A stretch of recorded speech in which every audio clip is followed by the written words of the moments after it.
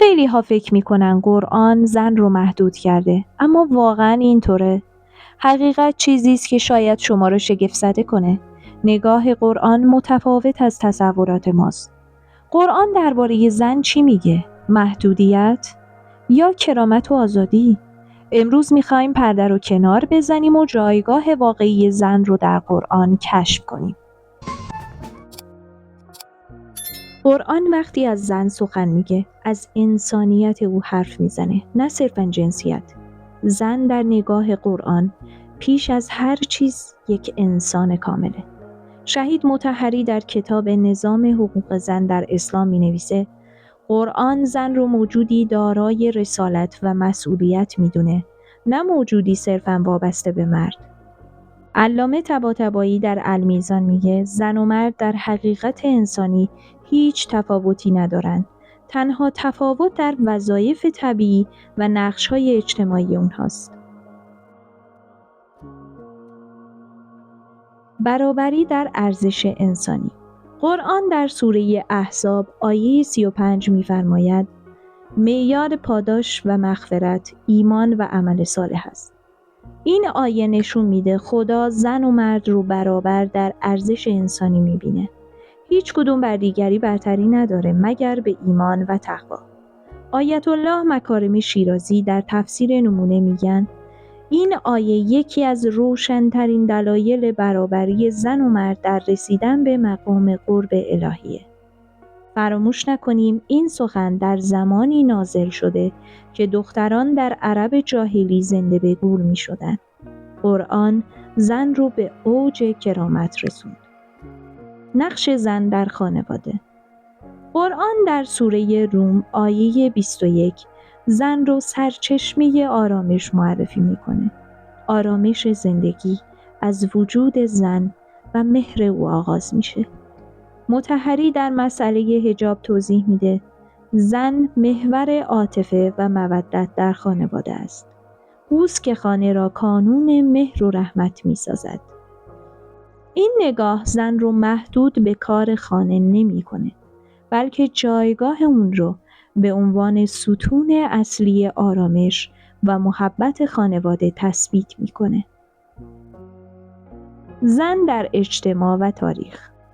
قرآن داستان حضرت مریم رو روایت میکنه. زنی که بدون همسر ولی با ایمان به بالاترین مقام معنوی رسید و الگویی برای همه انسانها شد. همچنین آسیه، همسر فرعون، نمونه ای از مقاومت و ایمان معرفی میشه. او در کاخ فرعون زندگی میکرد اما ایمانش رو بر همه قدرت‌ها ترجیح داد. اینها یعنی قرآن زن رو صرفاً در خانه محدود نکرده، بلکه به او امکان قهرمان بودن در تاریخ و الهام بخشی برای جامعه انسانی داده است. عدالت نه تشابه. شهید مطهری میگه قرآن به دنبال عدالت میان زن و مرده، نه تشابه کورکورانه. عدالت یعنی هر کس جایگاه متناسب با فطرت و توان خودش رو داره. او تاکید میکنه حقوق زن و مرد مکمل یکدیگرند، نه رقیب هم. درست مثل دو بال پرنده. هیچ کدوم بیفایده نیستن، بلکه پرواز با هر دو ممکنه. علامه طباطبایی در المیزان توضیح میده تفاوت نقش‌ها نقص نیست، بلکه نشانه حکمت خداست. هم زن ارزش داره هم مرد، اما نقش‌ها متفاوته. کرامت و آزادی زن. قرآن زن رو موجودی آزاد و با کرامت معرفی میکنه. او حق مالکیت داره، میتونه تجارت کنه، انتخاب کنه و در اجتماع فعال باشه.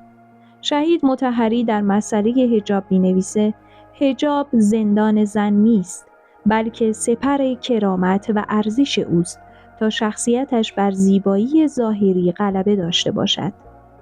این حقوق قرآنی در زمانی بیان شد که زن در بسیاری از تمدن‌ها حتی انسان کامل به شمار نمی آمد. قرآن زن رو به جایگاه انسانی بازگردوند. زن در آیات و داستان‌ها.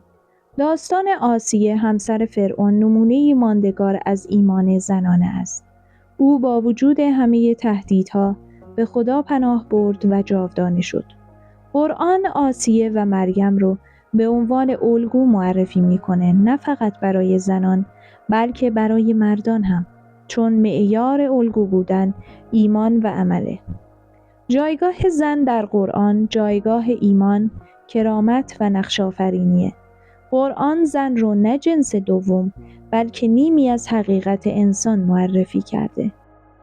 اگه این نگاه زیبا به زن رو باور دارین، بیاین این پیام رو با دنیا به اشتراک بذاریم. لایک، سابسکرایب کنین و همراه ما باشین.